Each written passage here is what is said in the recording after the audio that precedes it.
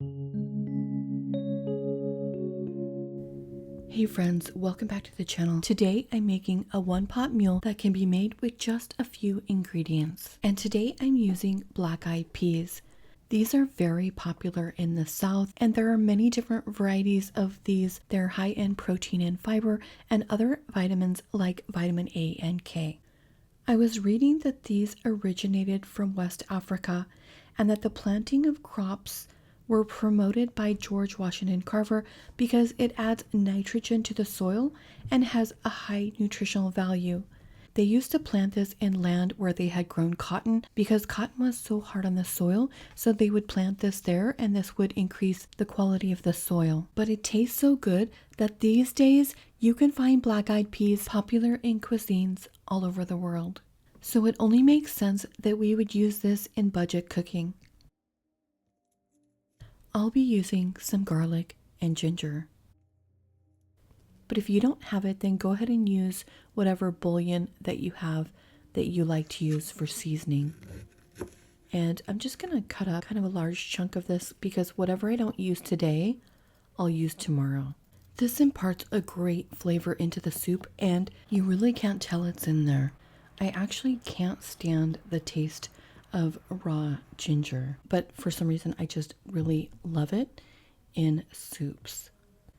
And the reason I'm sharing this with you is because you might feel the same way. Maybe you feel kind of turned off by ginger just by, some of the things that you've tasted, but I do want to recommend at least trying it in a soup once. And just start with, like maybe a tablespoon of chopped ginger and then see how you like it the first time. And then use a little more if you like. For this, like I said, I'm only going to use about half of what I've chopped up.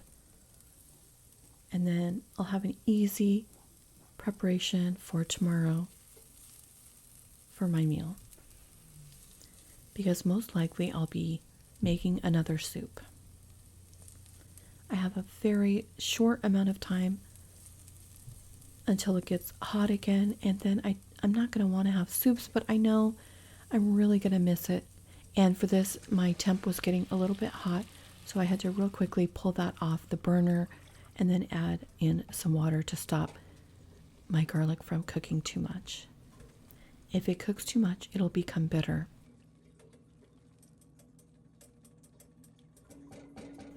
I picked up this can of black-eyed peas quite some time ago.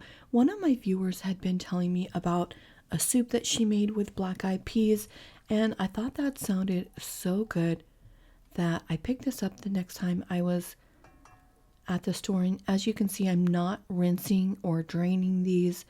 I'm just adding it all to the pot. But I thought it sounded like such a fabulous idea that I wanted to try it. And for this, I'm going to use some diced tomatoes because I want the chunks to be in the soup, but I'm kind of draining the liquid.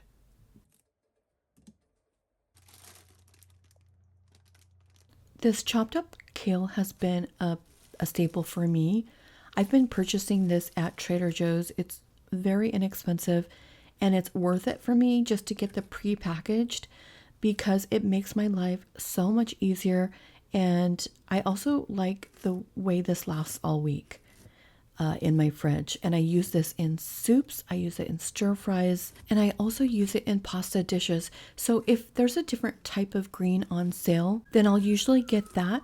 But I always like to have at least one type of green, whether it be collard greens, kale, spinach, any type of green.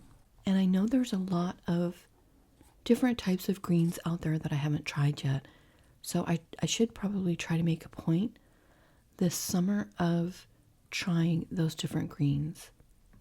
It's very easy to just get stuck in the pattern of using the same ingredients over and over, especially when you like them. All right, so I think that this is going to be enough broth. I'm going to go ahead and season this now.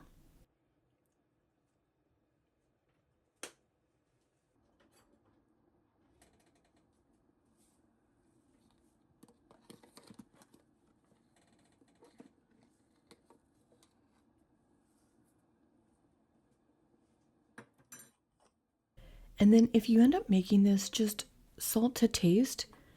I probably ended up putting a little more salt than I should have because I forgot that I was using the canned beans. Normally when I make soups, I am using dried lentils. And so I have to add a little more salt. And then usually I have potatoes in there too. And I was wondering if I was going to get enough flavor from just these ingredients. And I want you to look at the color of this soup at this moment and then compare it to right now. Look at how much the color developed after simmering this for a good long while. You can never underestimate what simmering does for flavor, and especially in things like chilies or soups or marinaras or any other kind of sauce, really. And this is tasting quite delicious. I am surprised.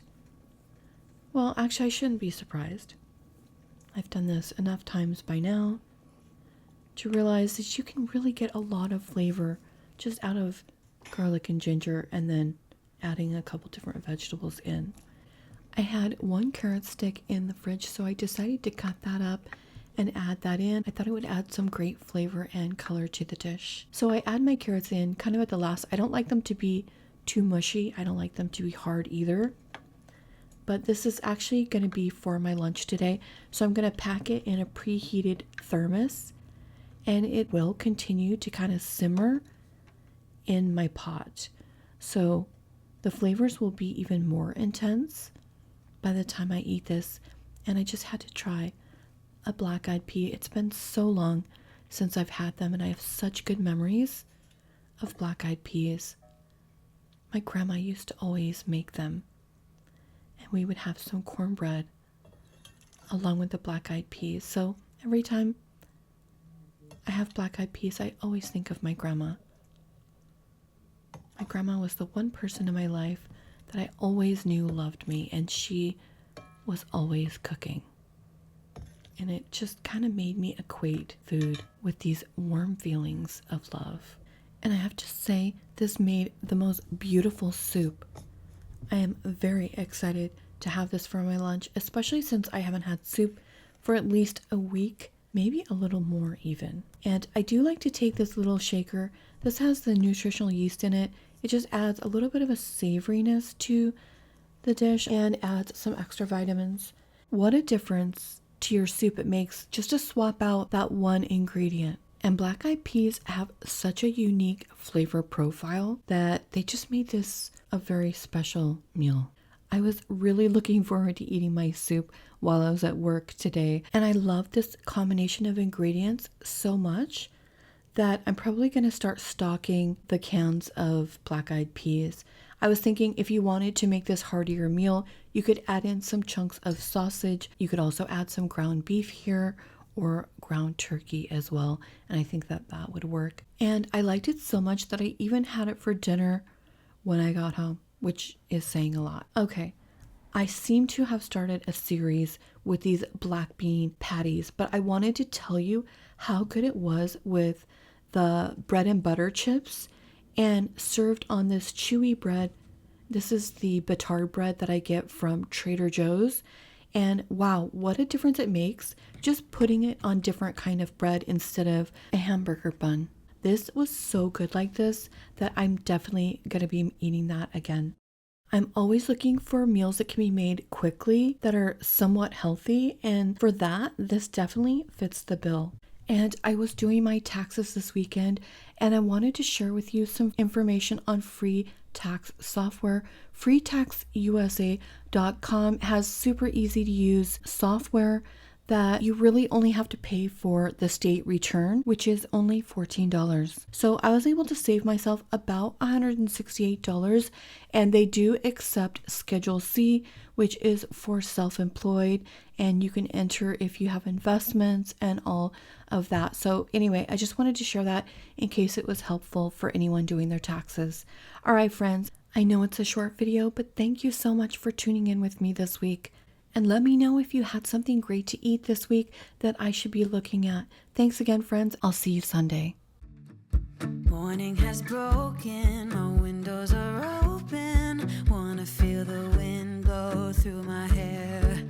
Which way do I follow? What happens tomorrow? I turn to you and hope you can guide the way. Sometimes I give up, just wanna be on my